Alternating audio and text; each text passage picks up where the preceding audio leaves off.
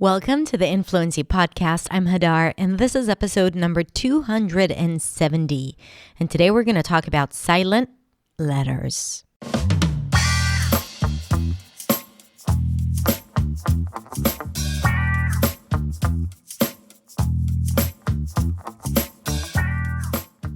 Hey everyone, it's Hadar. Thank you so much for joining me for another episode.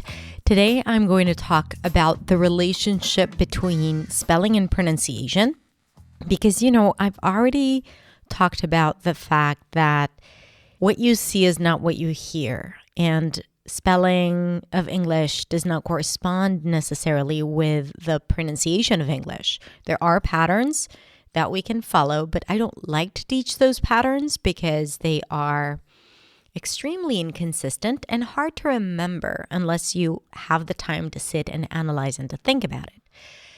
But there are a few things that we definitely need to discuss when it comes to spelling versus pronunciation, and that is silent letters. Silent letters are letters, in particular consonant letters that are simply not pronounced. And, there are the obvious ones like the K in knife. You learn it first thing when you go to school. But there are the less common ones or obvious ones that could create potential confusion. So this is why I created this episode for you. And I actually have a freebie for you, a PDF with audio, so you can actually practice it on your own. So not just listening to this episode and trying to figure out how to put it into practice, but actually to have the tools to practice it, listen to it, repeat it, and then that is how you're going to start making those changes if indeed you used to pronounce these words differently. So make sure you go to the description to download the freebie and audio. And that's it. I hope you enjoy this episode.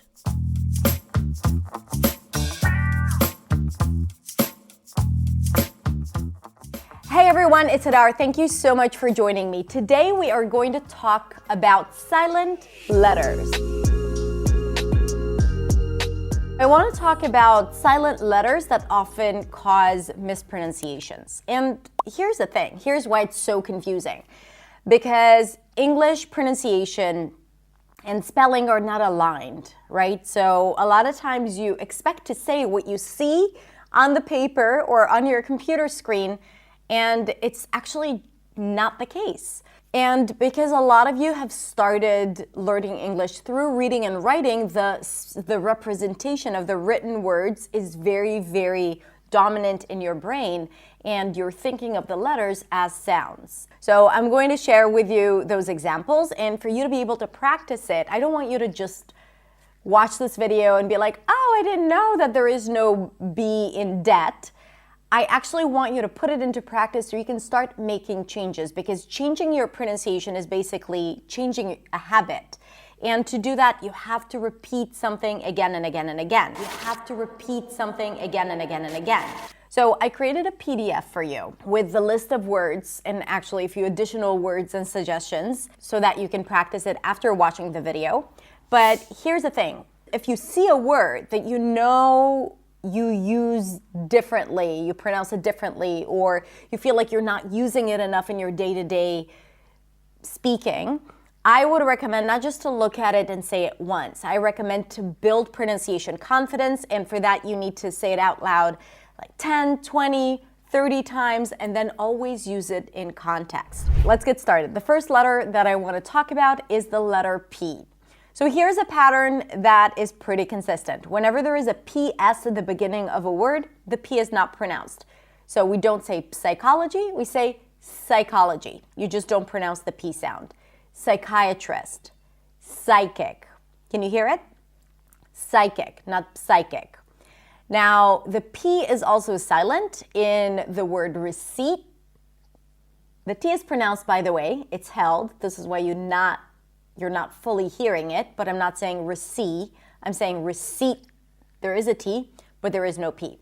Receipt. And also in the word coup, there is no P, even though it's in the spelling. Coup. All right? Good. The next silent letter is the B. Now, here's another pattern to follow. When there is MB, especially at the end of words, the B is not pronounced.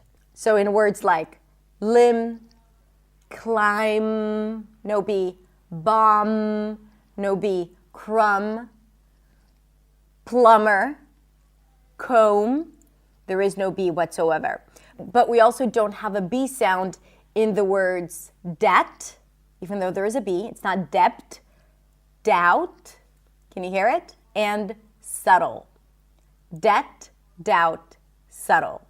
And again, when you practice it, especially if you are used to saying these words with a B sound, say each word out loud at least 20 times until you build that new pronunciation habit. The next silent letter I'm going to talk about is the N. The N is silent in the words hymn, not hymn, condemn, closing my lips, ending with an M, autumn, and government. I do not pronounce the N here. Now let's talk about the T. There are a lot of words with a silent T. For example, fasten. We don't say fasten. Okay, it's not a mistake. If you pronounce the T, not a big deal. Everyone would understand you. But just so you know, the T is generally not pronounced in this word. Fasten, soften, moisten. It's not moisten, moisten. And also in the words ballet, right? Not ballet. In Hebrew, by the way, we say ballet. The T is pronounced. But in English, ballet. So if you have this word in your language and you do pronounce the T in your language, the T sound, so you are very likely to pronounce it in English as well, which again, not a big deal, but just so you know, it is not pronounced and we just put a long A as in day at the end. Ballet, ballet. More words with silent T. Mortgage. We don't say mortgage, right? Mortgage. Also the word rapport. Rapport.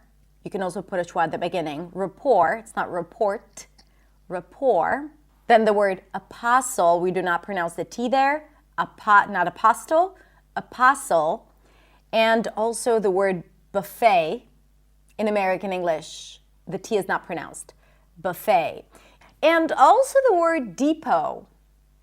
Home Depot, Office Depot, depot. It's a high E and then long O as in go, no T. Depot. The next silent letter we're going to discuss is an S. The S is silent in debris, not debris, debris, and also in the word bourgeois.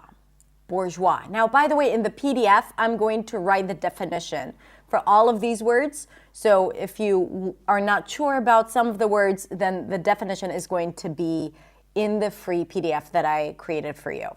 So download it. So the L is not pronounced in words like yolk, the yellow part inside the egg, yolk, not yolk, yolk. The L is also not pronounced in walk and talk. When there is an LK at the end of words, that is a common spelling pattern where the L is not pronounced.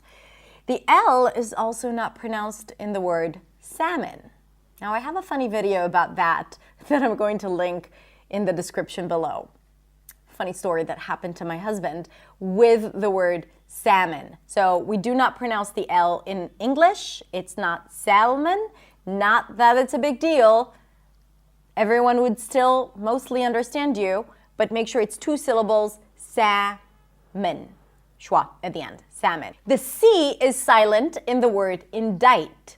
Indict, not indict, but indict. And I know that because it's not a very common word, you don't hear it a lot. When you come across it, it makes sense that you'd assume that the C is pronounced, but it's not.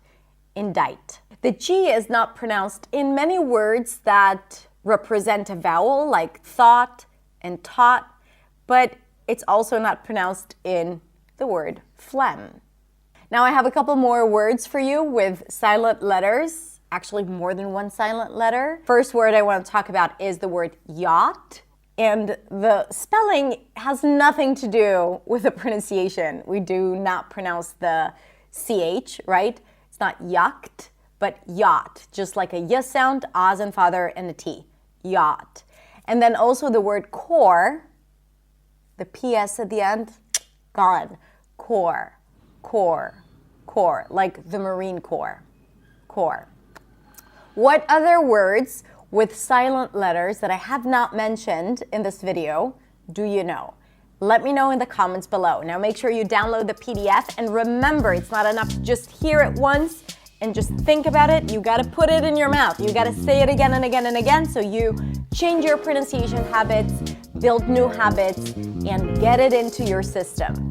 All right, thank you so much for watching. I hope you found this video helpful. Have a beautiful, beautiful rest of the day, and I'll see you next week in the next video. Bye.